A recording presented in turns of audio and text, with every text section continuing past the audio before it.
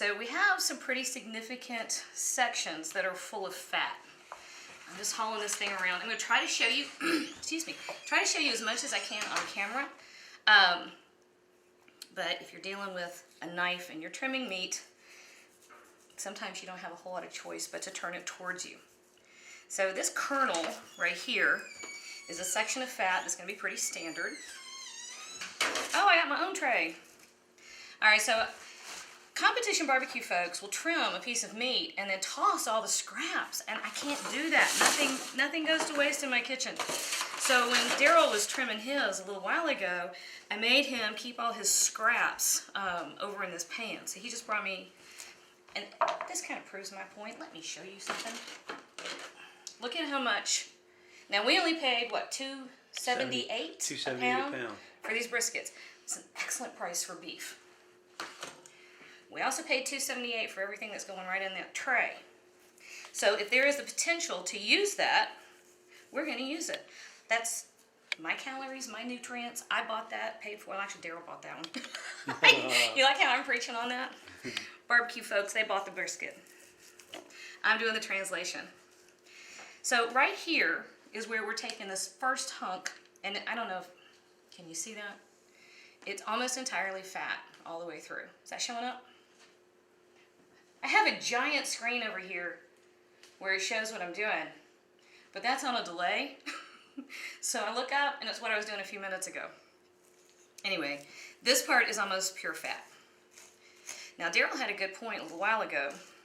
There's a couple things you're looking at when you're trimming. You want to get rid of the fat because, unlike pork or chicken or turkey or duck, beef fat will render, but primarily what happens on a piece of meat like this when you've got it on the grill is it's going to gel. You're going to have some that will drip off and render through, but for the most part, you're going to have that little funky knobby stuff that happens when beef fat hits the grill. Now, we're going slow cooker with this. The interior fat, the marbling, a lot of that will render, as well as the collagen. That's excellent. It's exactly what we want. But we don't want big, glistening, gelid, oh, that's an awful word. That's a perfectly descriptive word, but doesn't it sound awful? Gelid pieces of beef fat on our lovely little brisket. And a brisket is a relatively lean piece of meat. There is some collagen through it.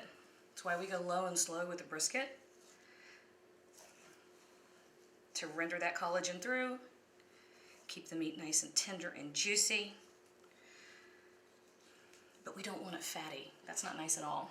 We want to be able to, well, Daryl was saying that if you've got a flat piece like this is what we're learning from the barbecue people.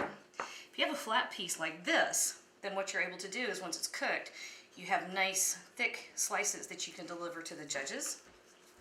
All right, so for the home cook, we want to do the same thing. Oh my goodness, it's Jan Charles at the Barbecue Superstars headquarters. How we doing, Jan? I'm doing fine. I'm cooking in a kitchen that's not mine. Well, And you got more cameras than I've ever seen in my life. now we were talking about using vinegar over the whole body of the, Yes. Tell us your take on that. Actually, you're shooting ahead of us, Daryl. You're about 2 videos ahead, but we'll talk about it now. So we were talking about, in a couple weeks, if we're going to brine and do pastrami or corned beef. We've got, those are delicious foods. I think we all need to eat more of them. But we got St. Patrick's Day coming up, and I thought, why don't we do our own corned beef, right? You were talking about how vinegar used raw on beef will denature the proteins in the meat, and it will change the texture and the flavor, right? Mm-hmm. You just took my knife. I'm gonna Sharpen my knife. Okay. Yeah, I like this. This is my other option for a knife. I didn't mean it. I don't think so. So I've got, normally I would use a fillet knife to do a lot of this. It would have a little more flexibility and a little more control, but that's okay. I'll deal with it. Okay, so vinegar. You don't normally want to use vinegar at the start of cooking with beef. However, if you're developing a brine, which essentially is a preservation method and a way to flavor meat, then you do have an element where you want a little bit of acidity. right? So yes, you can sometimes. Okay. All right. Now, if we're at home cooking, I'm going to borrow a step from you guys. If we're at home cooking, this side, this edge, and not that one. This one wasn't dipped in the boiling water. Daryl said that as a means of preservation and getting ready for the cryovac process, this is dipped in boiling water, which you can actually tell, and I didn't know that part. If you look, you can see the texture change right here and right here. And you trimmed your brisket down this side to lie flat. Yes. Right? If I were doing this at home, I would not bother. Mainly because you're losing food. You're losing food. You're adding to waste.